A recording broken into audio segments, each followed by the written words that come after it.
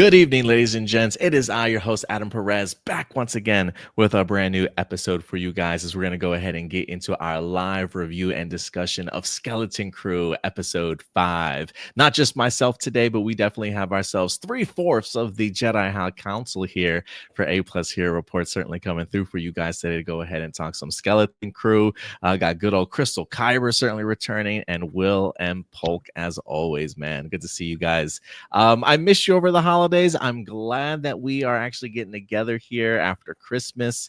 Merry Christmas to all out there. If you guys, hopefully everybody out there that watches us had a fantastic week with their family and friends. The holidays are just getting started, man. We got ourselves New Year's Eve, and New Year's about to be right around the corner, so a lot to certainly celebrate. This is actually one of my favorite times of the years, guys, to be honest with you. It's like my favorite holiday time. My birthday actually is going to be this upcoming Sunday too, so I'm like smack dab, and I'm literally celebrating like all week. You know what I mean? But I'm curious, how do you guys like the holidays? Christmas, New Year's, is this one of your favorite holidays? Are you more Thanksgiving, July 4th? What's your holiday, guys? I love Thanksgiving. Yeah. I love the food. I love the family stuff. Christmas is also my brother's birthday, so I feel like he often gets overlooked. So I always try to make like his birthday really special. But yeah, Props Christmas to is cool. Crystal. When's your birthday? December 30th. Oh, it's coming up. Yeah. We're twins. Wait, both twins. of you? What? We're twins. Yes, we figured this out last year. Oh, that's right. We did. Yeah. That's so crazy. Will, you got birthday twins here. That's the so double Capricorns, right? Yeah. Wow. You know, listen. Props to you, Crystal, for recognizing your brother on his birthday. You know, because Will understands this, the idea of being stuck so close to Christmas. It's like, I think maybe when we were younger, we definitely maybe got like the birthday and Christmas stuff. But as we got older, it's like, now we're just gonna put your gifts together, and we always got robbed of those days. You know. Yeah, but Crystal, how was your Christmas? I think I saw pictures of you on IG with your family. I don't know if it was all your family. I was like, oh my God, so you're definitely having a great time. I wasn't sure if that was all your family or just friends or what, but it looks like you had a fantastic time. Yeah, we did Christmas Eve with my family. That actually wasn't my whole family. That was like a very small part of my family. So I'm Filipino, so you know how Filipinos, exactly. I got a bunch of Filipinos friends here in Texas, so I totally get it. Oh, so you get it. So we had a good old fashioned Filipino Christmas. We played games, we played Pictionary. It was so good. I loved it. Love seeing them. So how was your guys' Christmas? Yeah, what about you, Will? Yeah, it was pretty good. I visited my mom and actually caught up with my good friend back home. So with his family, and he had a house full because he has a very young child, and his mother-in-law and his mom were there too. So it was good just catching up with family. And back as I was joking right before we started recording, my son, he's 16, but he's already starting to plan ahead for college. So when we're coming back in town, he's like, it's Christmas, what's open? And we were just tired of leftovers at that point. So we ended up like going to once everybody got settled, he and I just went to the Waffle House, and so he could just have the experience of Waffle House on a holiday. So he was like asking about the Waffle House index. I was like, well, no hurricanes are happening right now, but it's open, so nothing to worry about here. Yeah, I'm finding it more and more that people like celebrating their Christmas on like Christmas Eve instead of Christmas Day. I always grew up very much a Christmas Day type of person in regards to opening presents, having the big celebrations, Christmas dinner and things like that. But my girlfriend and her family, they celebrated on Christmas Eve. So we usually will go over to their house, her uncle's house or something usually has a big Christmas party. I don't think we didn't go this year. We kind of kept it pretty chill and mellow this year. But we did go out for Christmas Eve dinner, and then we just pretty much opened presents Christmas morning. And I actually went, this may be my first time I've spent my Christmas day at the movie theaters. We actually went and saw Nosferatu in theaters yesterday. Yeah, I saw your review. Yeah, I dropped it earlier today, but I've always known that movies are a big tradition for people on Christmas Day, but I don't think I've ever been to the movies. As much as I love movies, I don't think I've ever been on Christmas. So it was pretty fun. It was pretty fun to experience that. Yeah, I've watched a lot of Star Wars on Christmas in the theaters. Yeah, so I feel like that's like a tradition. Yeah, Star Wars, Lord of the Rings, I think are like two big Christmas tradition movies during this year. We saw people wearing matching pajamas and stuff. I looked at my girlfriend. I'm like, That's us next year. Christmas Yeah. pajamas to the movies. Yeah.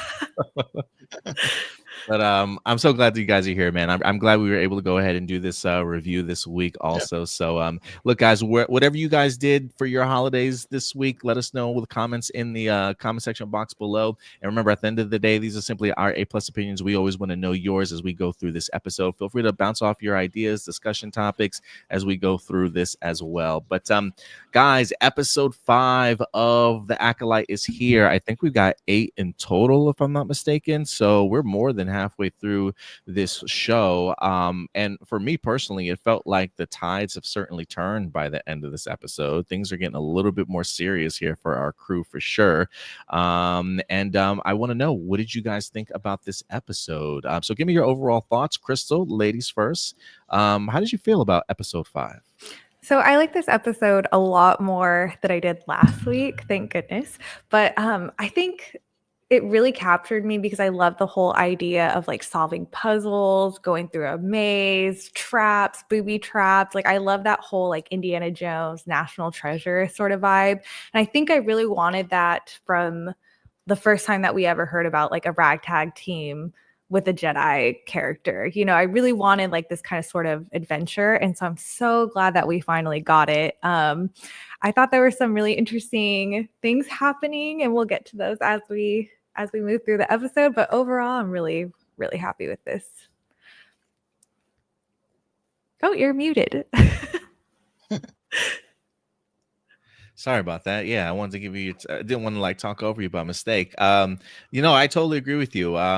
This definitely feels of like a pirate serial episode in a sense. The adventure, the booby traps, the layers and stuff. I remember hearing John Watts talk about that pirate serials being some of their influence, and I feel like this episode, out of all of them, definitely shined. What I find interesting too is looking at the end credits. I don't think he was the writer of this episode. I think they had somebody else that was the actual writer. So I was fascinated with John Watts being, I don't want to say completely hands off. I'm sure he executive produced it and had the story in mind, but it was just fascinating to me that he wasn't the one that told the story.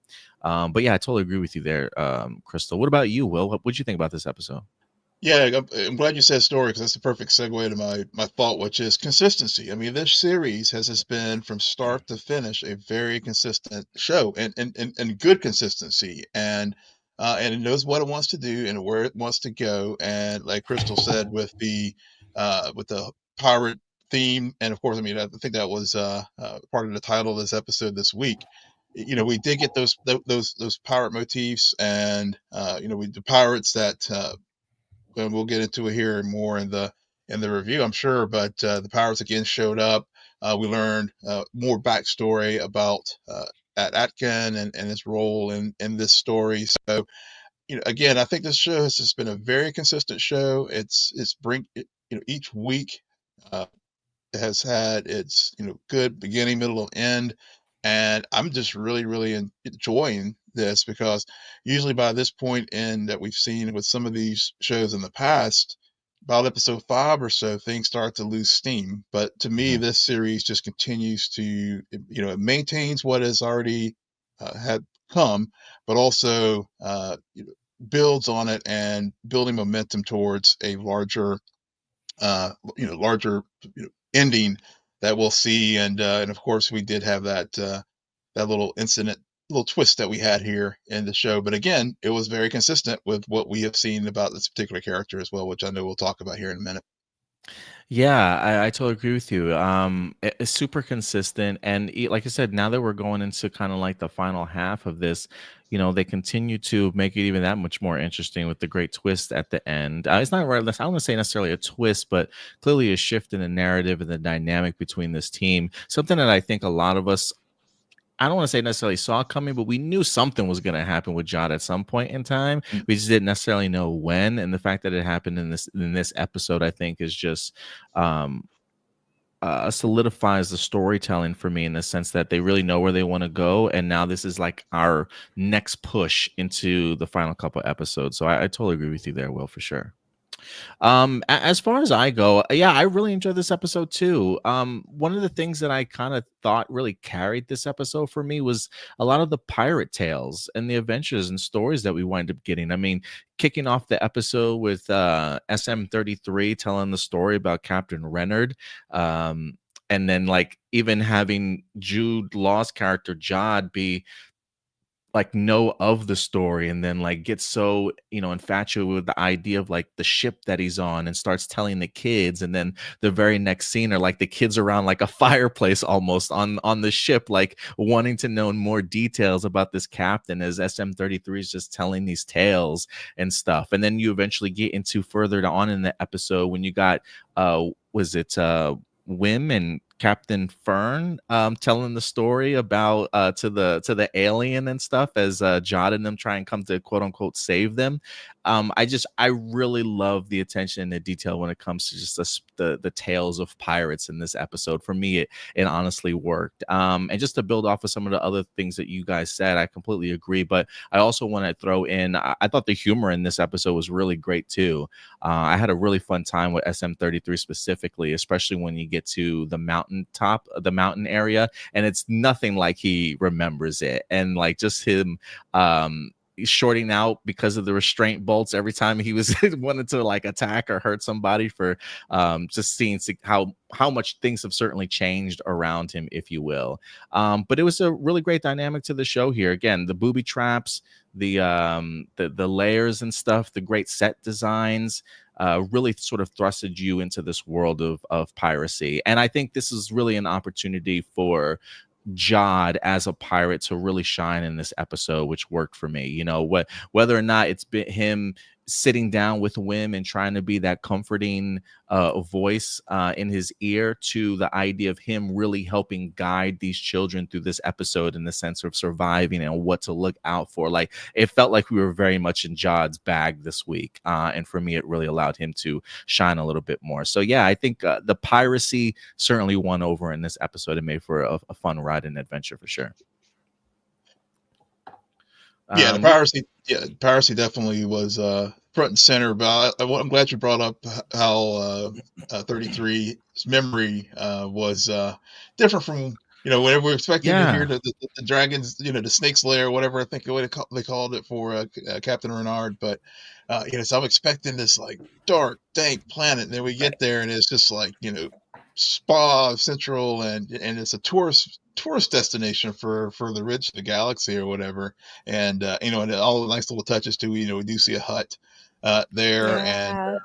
and in the mud baths, and just of course trying to eat something, and everything about it was just like I just feel like we talked about this last week, and in the show, even this episode did even more about how lived in this universe is, and so I mean, we're again, just like I said, go back to my point about being consistency. It's just been a consistently good show from start to finish, and I'm just really enjoying the ride that it's on. Right. I love that you guys brought up the SM-33 things. I actually have the names written down, and I thought the humor was really funny too. It's Skull Ridge Mountain. It's known as the Demon's Rest, Battle World, Yeah. and then Lanupa. Yeah. And I love that while they were like getting the tour from the tour guide, or like the host or whatever, and she was like, oh, and check out our sensory gymnasium, and SM was like, where are the fighting pits? And she was like, and enjoy our buffet, and he was like, food for weaklings. Like, he was just like an old man who's just like mad about things changing. And I was like, wow, they really gentrified a pirate's lair. Yeah. I think Adam locked up there. I think he froze. Yeah. But yeah, I thought that was so funny. I was just like, all his like little lines, and like, how he kept like wanting to be violent, and then he would like seize up. All those things were so funny to me.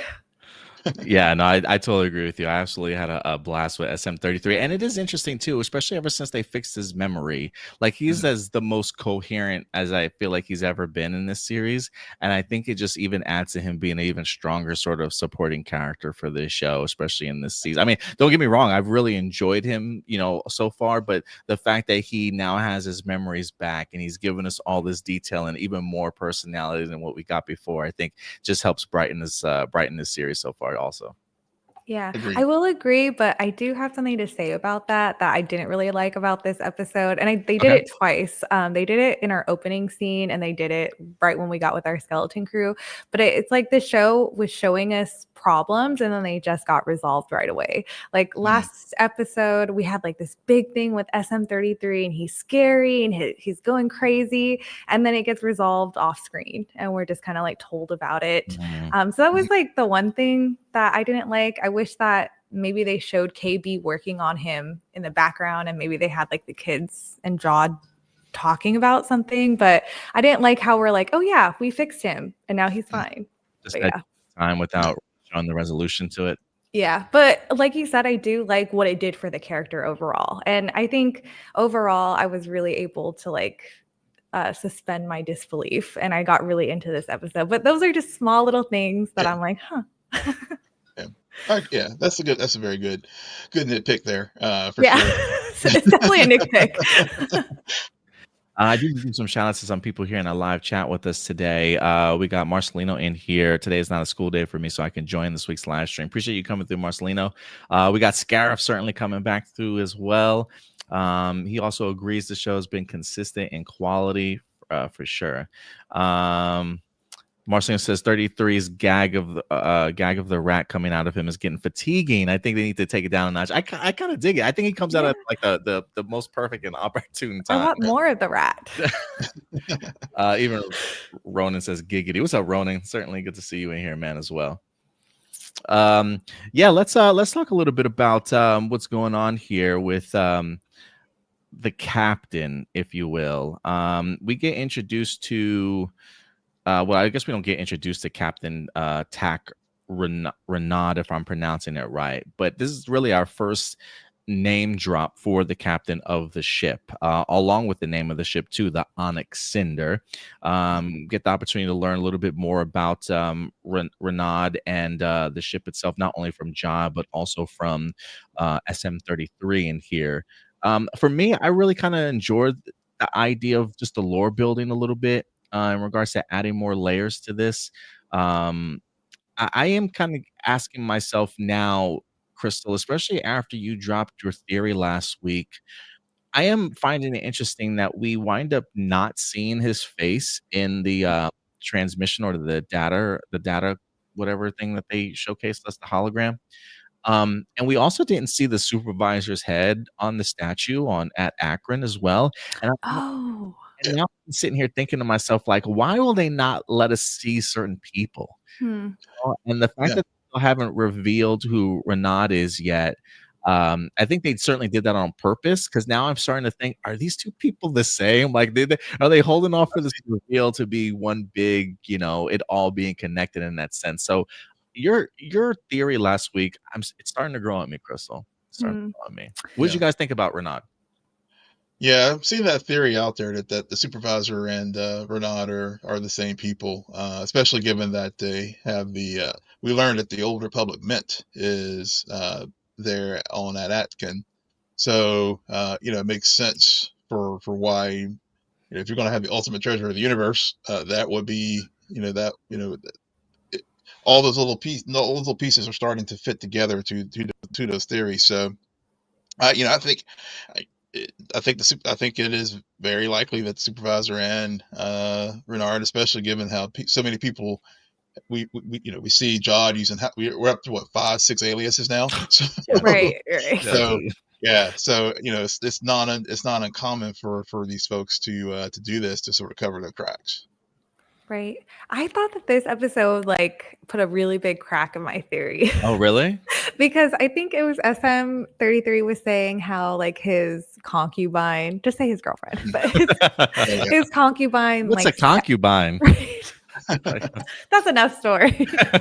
Yeah, yeah. Like stabbed him, and then the ship crashed into Adam, and everyone died. And so I was like, oh, so everyone died. But then I'm like, also we've seen, like, what is it? This is a droid in this episode. It would be the third droid had its memory wiped. So maybe it would be like SM or 33 got his memory wiped again about the pirate captain, or was told a false story. I don't know. You know, I was thinking back to a previous episode when Jod gets onto the ship for the very first time, and isn't there like a body of like a literally on the wall with a big Yeah. like the sword that he takes into it? There was a part I Yeah. was thinking to myself like, I wonder if that's the captain. Hmm. There was a part of me that was thinking to myself if that's the captain or not. So I do think the verdict is still out, but I do think there are aspects to the idea of them not showing his face Yeah, definitely. makes me think that like his reveal of who he is a bigger piece to the puzzle, and it might be the supervisor of Atten. But we'll see. I don't know, but we'll see. Do either of you recognize his voice? I was like really trying to see if I recognize the voice. I was trying to. I could Yeah. not pinpoint it either. Yeah, Um, I couldn't either, but I was given all the pirates and stuff, I was hoping for a Han Solo name drop, given that it was only so many Yeah. years after, with 9 years. I think if I've seen somewhere, I guess it shows like set 9 years after the Battle of Yavin. So I was just like, they're talking pirates, what better pirate to like name drop would be, to have, especially to tie it back. Not that everything has to tie back to the trilogy, but it would have been pretty dope if they had that. You know, Yeah. I'm glad you brought up Han Solo just because I had a brief moment watching this episode for some reason of I don't know why I got nostalgia vibes of the Millennium Falcon arriving on Cloud City when they got Yeah, to I did too. Lanupa. When I did too. when they're pulling in with the ship and landing, you've got the person there Yeah, waiting with the two guards behind. I totally got Cloud City vibes for that moment. So yeah, I'm glad I wasn't the only one, Will. yeah. What do you I think it is really did. about that scene though? I think part of it. I mean, I think that was where the Han Solo name drop kind of came into play for me, was whenever they were entering Lupa, and it was just like as I mentioned Yeah, in the two the ships coming pilot. in. Like in the pilot, we had the straight up rip off of A New Hope, with the opening scene with the whenever the freighter and the two Mm, ships like merged. This one was a straight up rip from Cloud City, because the Cloud City cars, coming up alongside the Falcon, and taking them to the landing pad. I mean, that was beat for beat Empire Strikes Back. Yeah, and that's where I was just like, I was hoping we'll get a name drop, but it didn't happen. Especially when I uh, saw the hut too. Yeah, I Yeah, for know. sure. And with Jeremy Allen Wright being named as Rhoda in Yeah. Mandalorian Yeah, and Grogu, I'm like, I wonder if that's Rhoda. Like, Yeah. That's what I yeah, was I wondering thought that too. too. Yeah, I thought that as well. I did think that as well. I love that the little creature serving him was like, not again. Yeah, they speaking of name drops in here, you did mention this, Will, the idea of that Jod has another name revealed. So mm, far we've known him as Jod Nanawood, we've known him as Captain Silvo. He had two name drops in yeah, here: Dash Zenton, mhm, by the bounty hunter Pocket, and then as they were getting chased, Jodwit Zank. And I'm Yeah. like, yeah, yeah, this guy's in his pirate bag for sure. Like Yeah. his yeah, whole life he's been on the run with different disguises. It's just so funny to kind of see it play itself out this way. yeah, What did you guys think about um not only that reveal, but how do you feel, Crystal, about Pocket? I thought I saw you post something on Twitter the other day yeah, or earlier today about it. Do you have thoughts on the bounty hunter? I do. Okay, so as you both know, I'm a makeup artist, so I'm Ah, just looking at the makeup. That's like what I do. And there just was something off about Pocket's character design. And the more I looked at it, the more I was like, it feels underdeveloped. It's like they took the first idea and they're like, okay, put it on screen. I really think it needed a little bit more thought put into it. Like, she's stark white. She has these bright white contacts. She has white hair. Why does she have black eyebrows? Why are her why are her lips so brightly red? And I feel like if her hair is white, um, her eyebrows should be white. Like she should have like bleached brows. But if she's coloring in her eyebrows and she puts on lipstick and eyeshadow, why doesn't she have any face makeup on? Like there's just things that I'm like, how come it, and I just felt like the eyebrows, the contacts, and the lipstick were just all competing. I feel like maybe it should have been one or the other, or maybe two. Like if it was the contacts and the lipstick, it would have felt more balanced. I also think maybe she was missing like some scales or texture or tattoos or something to kind of make her more of an alien instead of like a humanoid. But that makeup just, it was so flat for me. Yeah, I couldn't, when I saw your tweet, I saw your tweet as well, and I had that. There was something real. I was watching it real time that I had that same kind of feeling, like it just felt incomplete. One and two, I was like trying to place the actress who was playing Pocket, but because she just seemed very familiar. Yeah, I agree. It did seem kind of very stark whenever she showed up, and I was just like, she's like, yeah. I'm right there with you, Will, in the sense that I heard that she was the voice actress for the princess in Brave. Was it Brave? Okay. If I'm not mistaken. But like just from her voice alone, I feel like acting wise, I've seen her somewhere before, and I just cannot. I cannot put my finger on it. I haven't looked up the IMDb or what her name was in the episode to find out, but she just sounds super familiar. Like I recently have just seen her in something, and I don't know what it is. Yeah. I did like Pocket though. I liked her as a character. It was I just do like her as a character. The design of the character. I was like, what is happening? I totally did. I like the character as well, and it just really just reinforced, everything. When we did get the reveal there at the end, where I won't say reveal, but the Jod basically doing what Jod does is, and flipping and on his word, and it was just like, okay, yeah. I mean, they've it was, I felt it was earned. I mean, Jod has, this is the third or fourth episode now where we've seen him. We've had the warning, like, don't trust him, and then it was unfolded.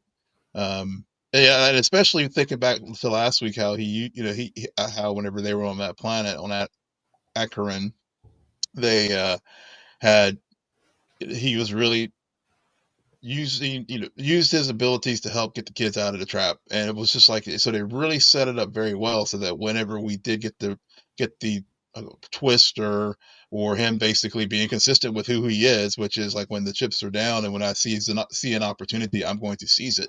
When that happened in this episode, I was like, oh, yep, that makes total sense to me. It didn't come out of left field. They laid a proper foundation for it. Yeah, I totally agree. And kudos to whoever did the music for this episode too, because that music turned on the dime. When you really start seeing him start contemplating his actions, like once he realizes the treasures on Aten, I mean, from his first move of, you've got control of this whole area, fill up that room with acid, and people are dying in there. Like the music switches on a dime, and it gets super serious, and it's about to get really tense in that room, and it certainly does. I mean, let's talk a little bit about Jod for sure, because this just felt very much like a self-preservation episode for Jod. The idea that he got what he wanted, and this was going to be his move, and it is one of those things too where I almost felt like over the past couple of episodes, Jod and Fern have very much been having this back and forth between the two of them. And he feels some way about her being captain, the idea of her giving him orders, right? And I love the line that they give each other in here. And she says, "You're just scared." And he looks at her and says, "You're scared." And then she looks at him and she's like, she doesn't say anything, because it's like, yeah, she is scared, right? But there's this aspect of Fern that's very much like, she does not want to back down, and she doesn't want to show weakness whatsoever. But Jod, on the other hand, very much knows the reality of the situation. And I think he's certainly, I want to say pushing the limits, but I think he's definitely testing her in this episode for sure, until it gets to the point to where he's like, all right, this is where I'm going to make my move, and I challenge you, sort of thing. So I definitely do think, like you said, the turn was earned, because I do feel like over the past several episodes, him and Fern have definitely been going back and forth. She's been Yeah. even when he's like, I'll take the rear when they're going down the tunnels, and she's like, no, like they really are just at each other's necks, and Yeah. this was his opportunity. So I thought really well told story between those two. And when things get serious, like you feel the kids sort of like they're like, even though they knew they couldn't trust him, I think there was an inkling of hope, and you can tell it was gone from there. Yeah. Yeah, and also too, like even earlier in the episode, speaking of God, whenever he was trying to comfort Win, when Win was went back and was looking at the pad and stuff, and just really thinking about his mother and stuff, and we do get that. I know Marciano mentioned in the chat, and also agreed as well. We did get some more possible details about what was going on with her, because we know whenever this episode first starts, we are back on that Akin, and we see Dad trying and Neil's dad trying to figure out a way to get a message outside of the barrier. So, but to get back to Jod real fast, again, it was just like, okay, we have this sympathetic character. He's really looking out for these kids, and then when we have that turn, it was just sort of like, that mustache twirly feeling just really sticking it to them, Yeah. especially to your point about the dynamic between Fern and Jod as well.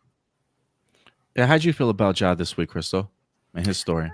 I feel very similar to how Will feels. It was like, we gained his trust, or we started to gain trust from him last week. And again, him having a heart-to-heart with Will, I think it made his betrayal sting a little bit more. It was a little bit shocking. I mean, we all knew it was coming. We got warnings from like every single character the kids ran into. Even was it Cathops?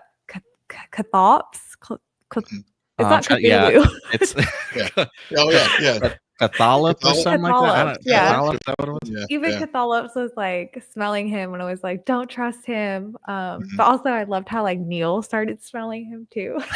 I missed that. Yeah, well, it cut to Jod, and he was like, gee, thanks. And if you look at Neil's like trunk is like smelling him.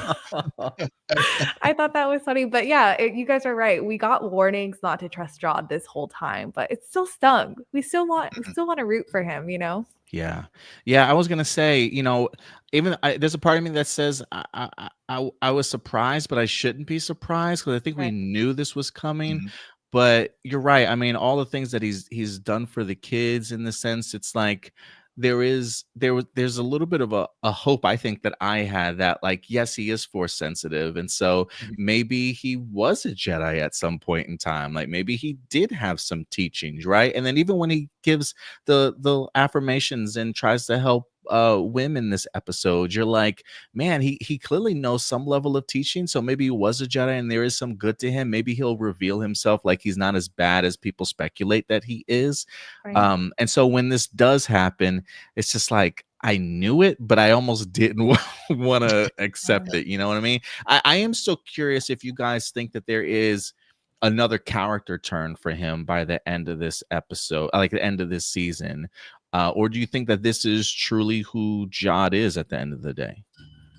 I think there'll be a turn. I mean, especially if they're talking more than one season, that he's going to get into a situation where he's got to earn their trust back, but also, and so we'll have that thread. But I think by the end of the season, everyone will be back on the Onyx, and they'll all be one happy skeleton crew, continuing their journey to find this planet.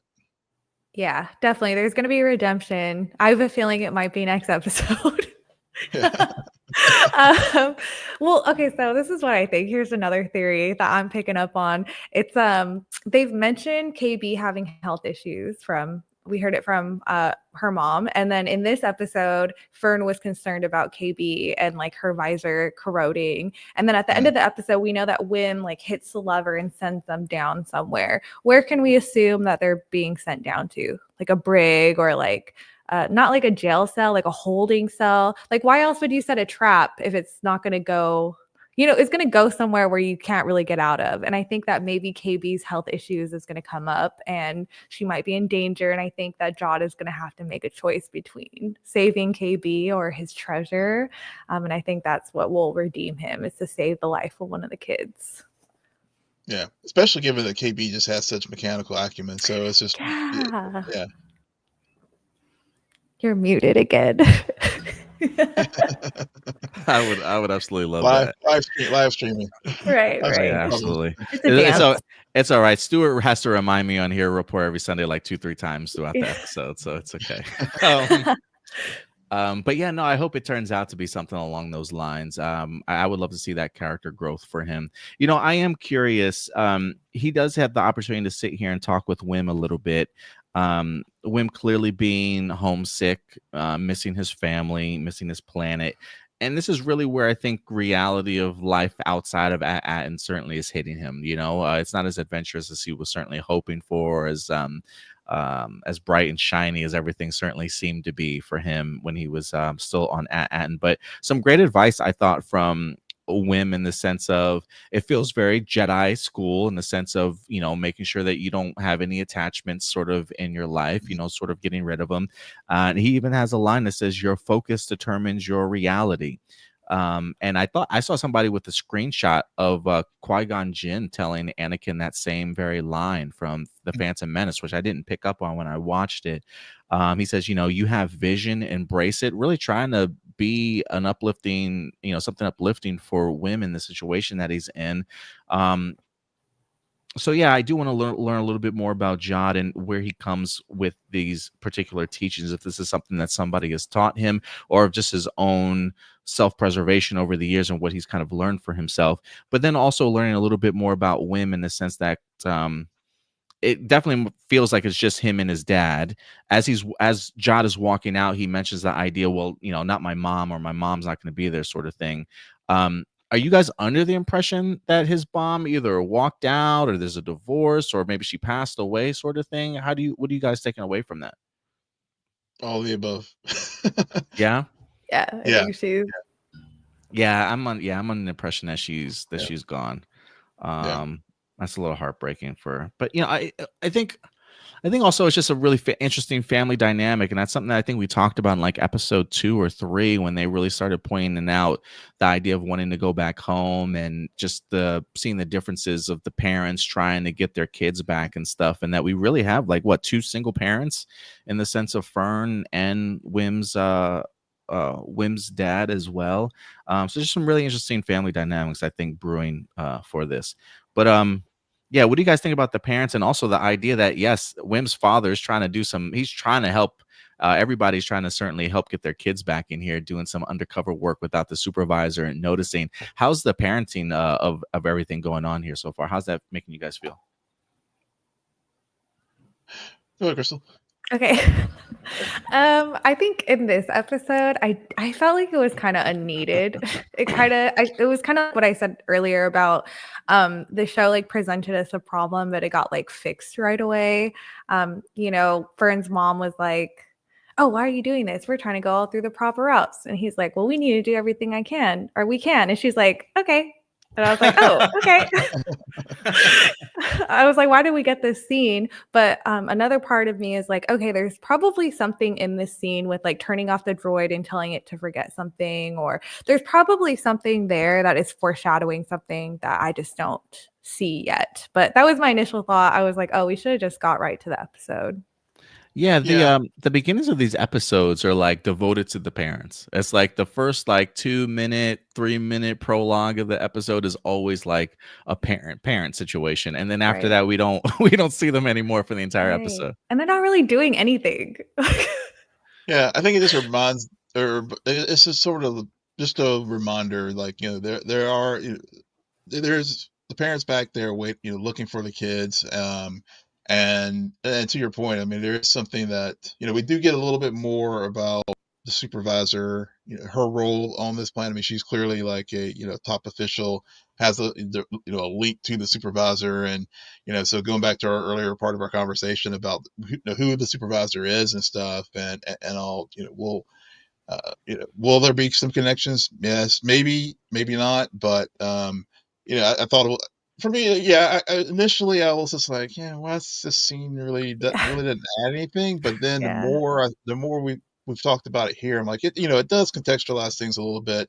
It shows the lengths that they're especially given this planned society, it shows the lengths that they're willing to go to try to find their kids. And so even to the point where she's just, and she was in cahoots with Wem's dad and Neil's dad to like, look, we had this plan, but you guys like jumped the gun and now you screw things up. So it's going to make it even more hard for us Yeah. to be able to get assistance to find, to possibly find the kids. When they were waiting, I can't remember what episode it was, but when they were waiting for the droid to come back with news and all the parents were sitting around waiting, was Neil's dad there? Was it Neil's dad and mom, or was it just his mom? Just his mom. Just his mom. Yeah. Okay. Yeah. So we haven't seen Neil's dad. Although I think we did see Neil's dad, didn't we? Once in the episode when he goes home. I think we saw him with the younger siblings, Okay. maybe, but I think in that like that opening scene, like Crystal noted, I think it was just it wasn't all. I think it was KB's mom's, which I'm still like, I just gotta say it. I can't, how crazy Star Wars Twitter can get. I know. It's still, it shows you like how good this show is that people aren't losing their shit over like two moms, because usually that's what happens on Twitter. But for like 2 minutes in an episode, yeah, literally the whole show. Yeah, but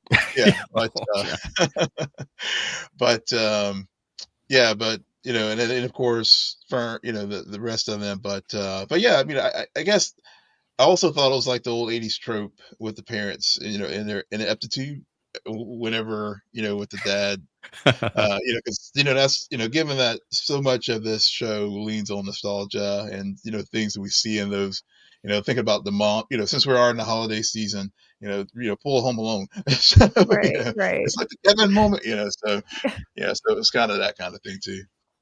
And it is trippy to me just how much the protocol droids in here, like the security level of Atten is bananas. I mean, the fact that he went and he tried to do something and they were able to detect the power surge. I'm like, oh my God, like really? And then within seconds is like coming over to his workstation and stuff.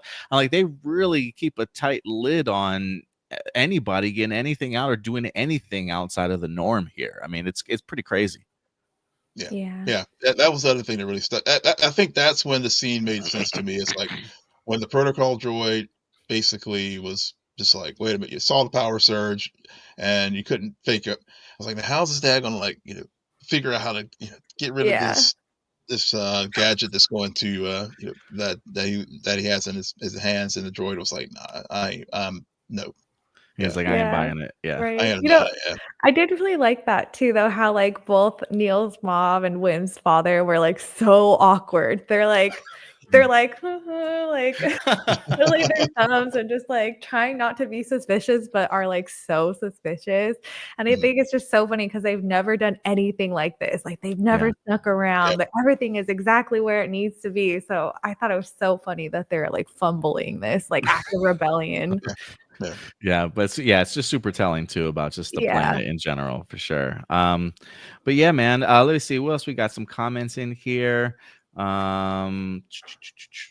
Marceline does say, I like how at the end it's showing SM-33 slowly becoming more independent. He was reluctant to follow Jod as a new captain and took a liking to the kids. Yeah, I did notice that too. He even apologized to Fern when it happened. Like, sorry, Fern, like there is an attachment that he has to them regardless. And almost like really reluctant to even have to call like, this is a battle to the death, guys. Sorry, Fern. Like, I do there's feel the code.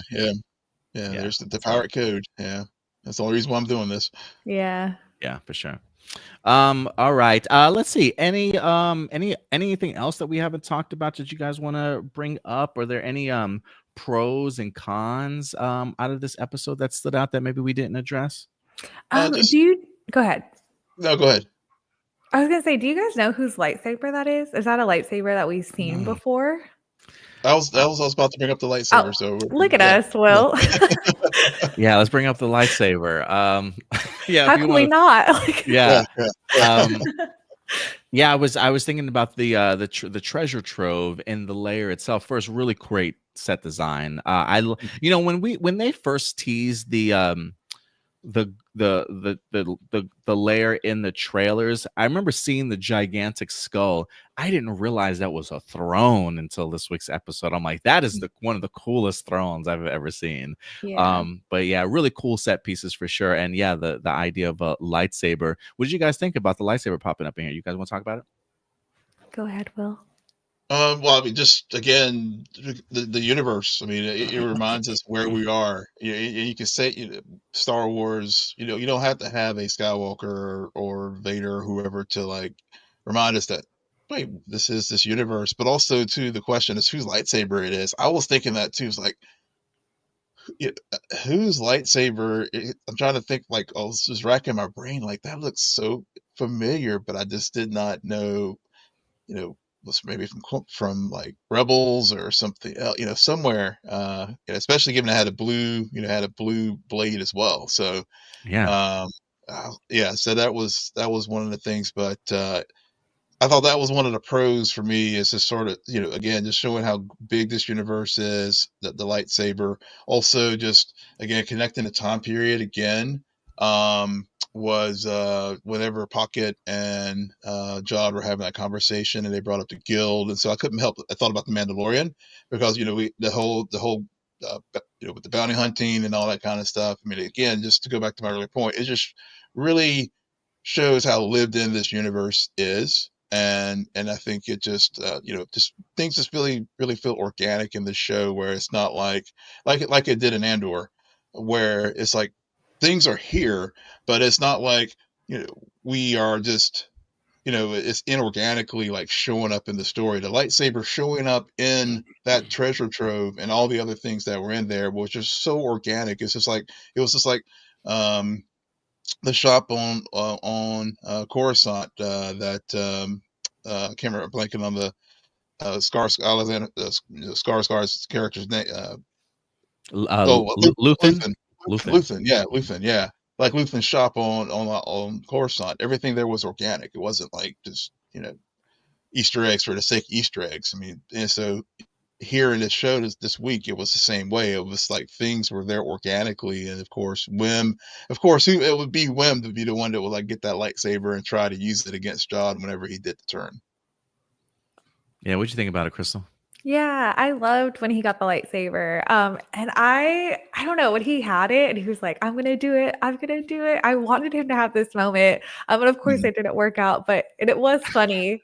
Like I can't imagine it going any other way, but I really wanted him to have his lightsaber moment. And I don't know, that was so realistic and so funny. I don't recognize the lightsaber, but I don't really I don't have like one of those memories where people are like, oh, that's this lightsaber. Unless it's like super like recognizable, like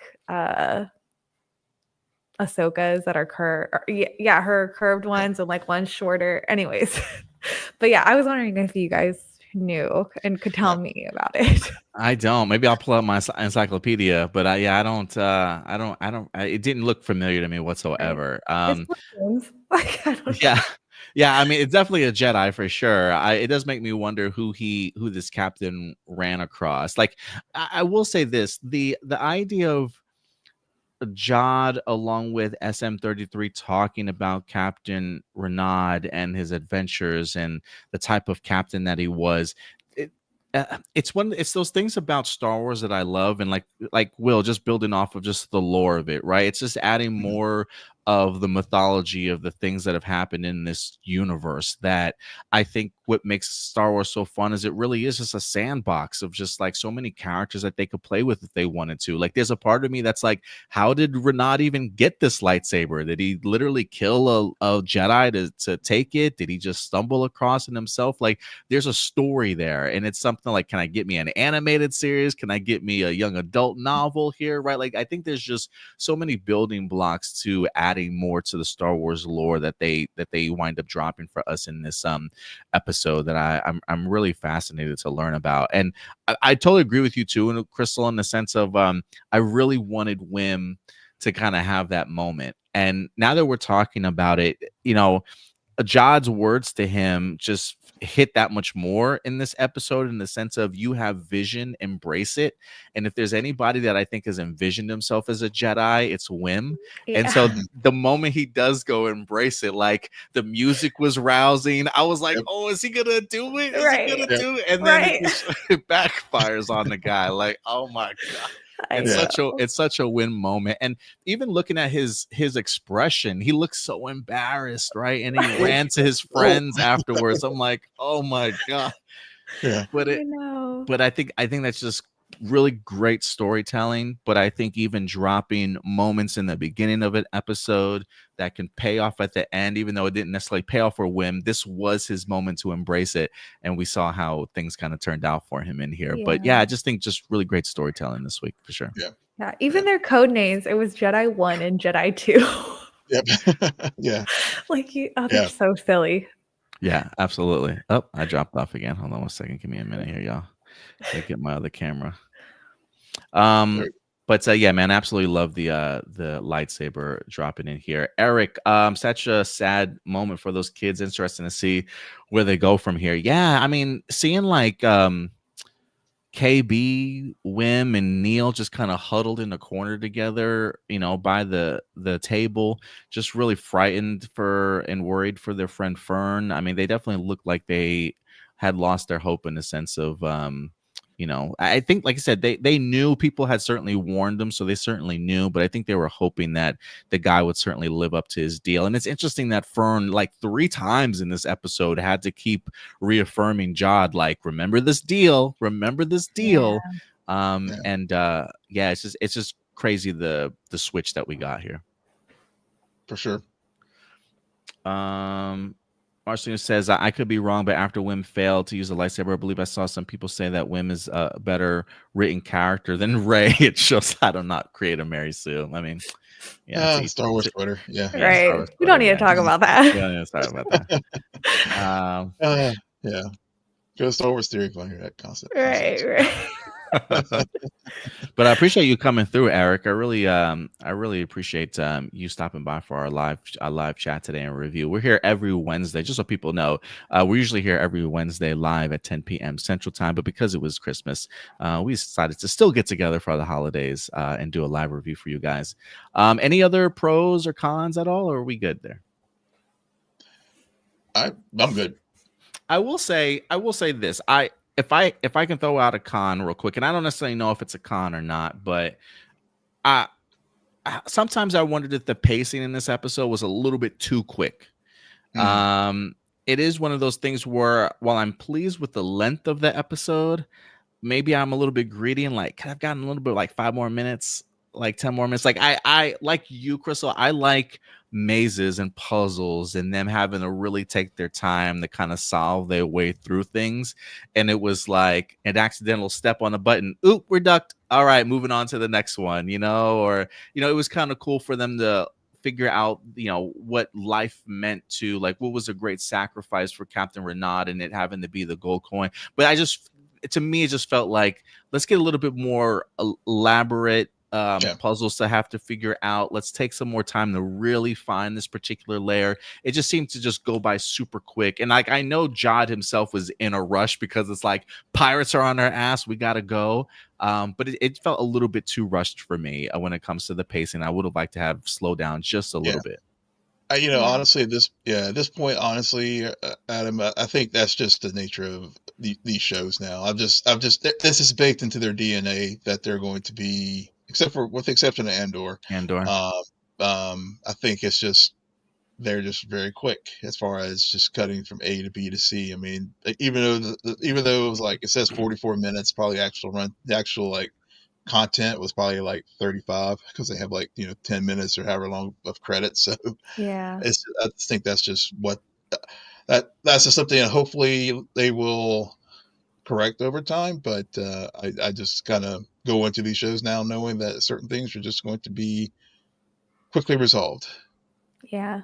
Yeah, I feel the same way. That's actually one of my cons too, Adam, is just like I feel like the show does like these little moments so well. I just wish that there was more of them. You know, when it comes to them being in the maze or them dealing with booby traps or them having to solve riddles, I feel like there's could have been like a lot of moments where we could see our team, our skeleton crew like interact with each other or have Like more working together and conflict. stuff. Yeah. Yeah, Uh, or like, you know, Jod rushing them even more because we get so much good of so many moments that are so good, like them jumping on the bed while Jod is freaking out, or Jod is bribing the girl and the kids are like spinning in circles. Like I Yeah. would love to see more of that because I love it so much. And it really makes the show feel like lived in, like you were saying, Will. So I agree with you. Maybe cut out that first act with the parents and then we could have more time with the kids and maybe. Jod. Yeah, maybe because I feel like since I've been watching the show, I never really had an issue with the pacing very much. I feel like it's been very deliberate and it's really gotten us from point A to point B in a really timely manner. But like this just felt like one of the first episodes that I felt like, yeah, maybe the pacing was a little bit off. But I agree with you too, Crystal, in the sense that I do love those moments when the kids are just being kids. Yeah. And I wish we got a little bit more of that from time to time. But yeah, they definitely showcased that in this Yeah. week's See, episode.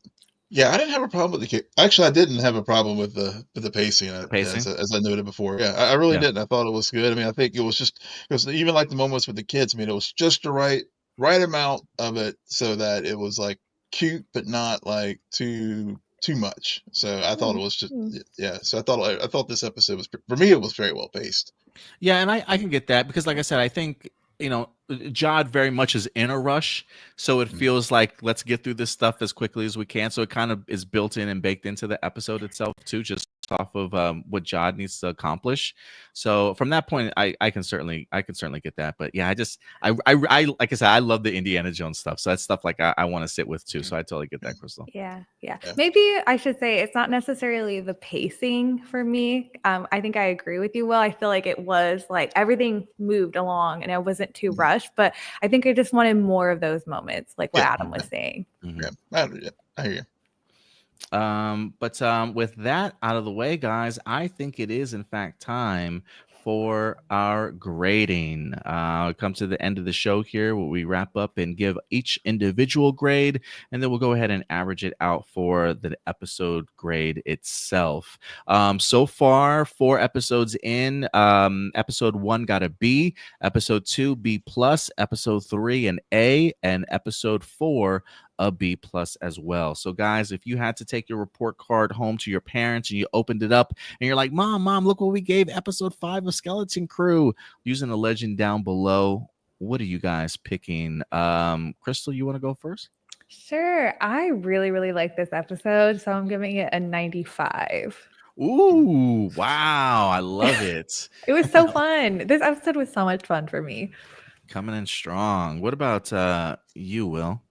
92. Wow. Whoa, Man. no way.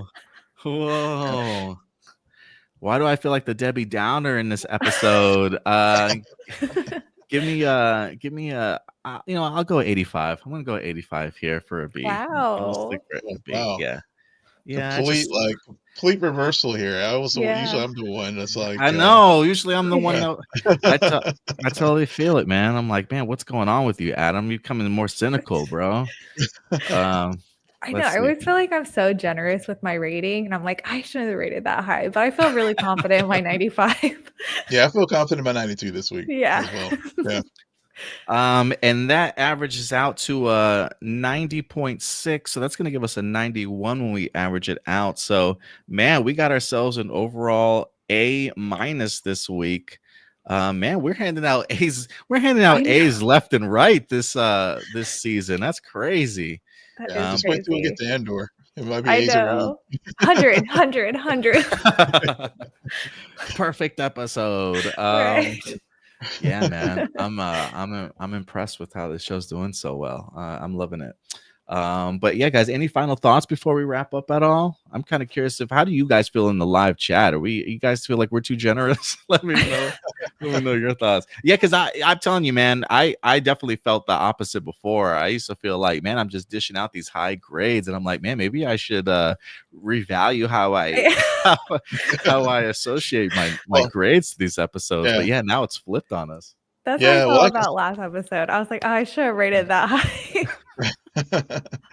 nah, for me, like I said, I think this the end that twist was earned, and that's why I just really it's just been each week, as I said from the beginning, it's been consistent, and the turn there with Jod, yeah, we saw it coming, but I felt like it was the right point in the story, and I felt like it was a very well earned turn. So I love it. I love it.